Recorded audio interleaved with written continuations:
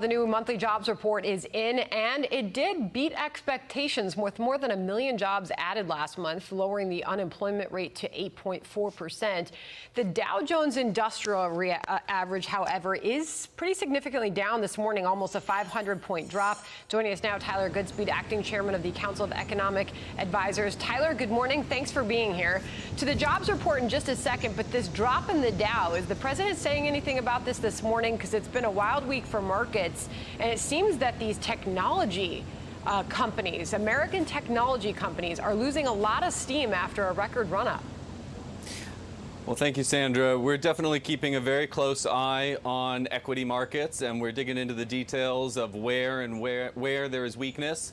And, you know, these things happen in equity markets. What we're focused on at the moment is what's happening in the real economy. And as you said, in the August jobs report, we saw, in addition to gains of 1.4 million employees in the business survey, we also saw a decline of 1.8 percentage points in the unemployment rate, which was just vastly exceeding expectations, which was for a much more modest decline from 10.2% to 9.8%. Instead, we saw a decline to 8.4%. And mind you, this was despite an increase in labor force participation, so more people actively looking for work, which ordinarily we would have expected to bump up the unemployment rate. And just to put this in perspective, only a few months ago, the nonpartisan Congressional Budget Office was forecasting an average unemployment rate during the 3 months of July, August, and September of 14.1%. And instead, we have already smashed through that. And indeed, the nonpartisan CBO was projecting an end-of-year unemployment rate of 10.5%. So this is just a vast improvement on expectations, and I think that's a testament both to the pre-COVID strength of the U.S. labor market and also to the unprecedented scale and speed of the U.S. government response. Let me get in here, because there's questions about how long this recovery can last, how strong it can continue to recover. We were talking to a former Obama economic advisor in the first hour of the show this morning, Jason Furman, who gave credit to the rebound that we are seeing in the economy. He said, however, for this to last, it's going to take more stimulus, because the markets have been going up with an unprecedented amount of help, quite frankly. So how dependent is the market? How dependent is the economic recovery on more stimulus? Well, there's no doubt that we have vastly exceeded expectations. We've already clawed back 50% of the jobs lost in those horrific months of March and April.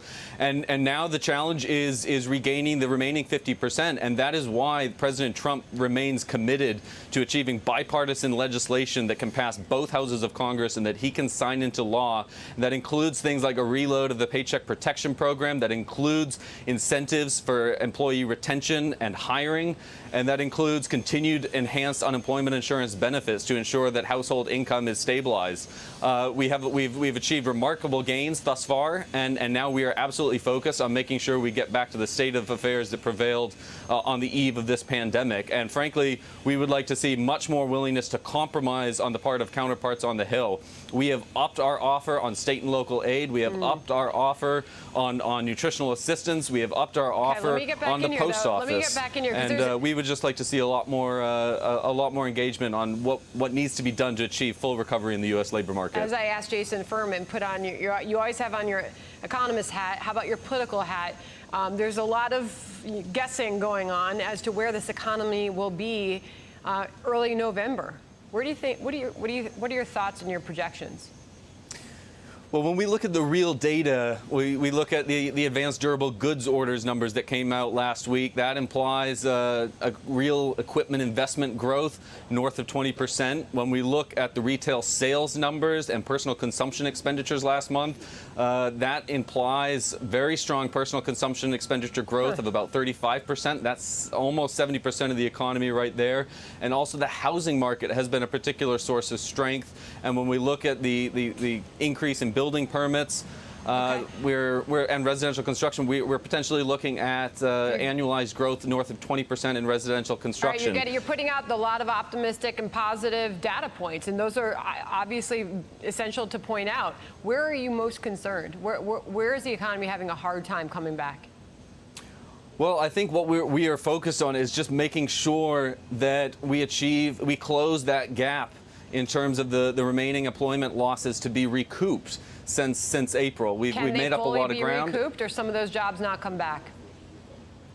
I think that we are very optimistic that we are going to reattain the levels of unemployment that we observed back in February, and we're working very hard to make sure that policy continues to support that recovery. Because one of the things that we learned in the aftermath of 2008, 2009 is that when you allow these sort of labor market disruptions to persist, it can be a really long time before you get full labor market recovery. And back in 2009, the unemployment rate peaked at 10% in October 2009. It was 27 months before we saw an unemployment rate of 8.4%. So we were very encouraged to see 8.4% Appreciate in you just coming 1 on. month. We'll have you back soon. We're awaiting the president, so we want to make sure we get back. Thanks so much.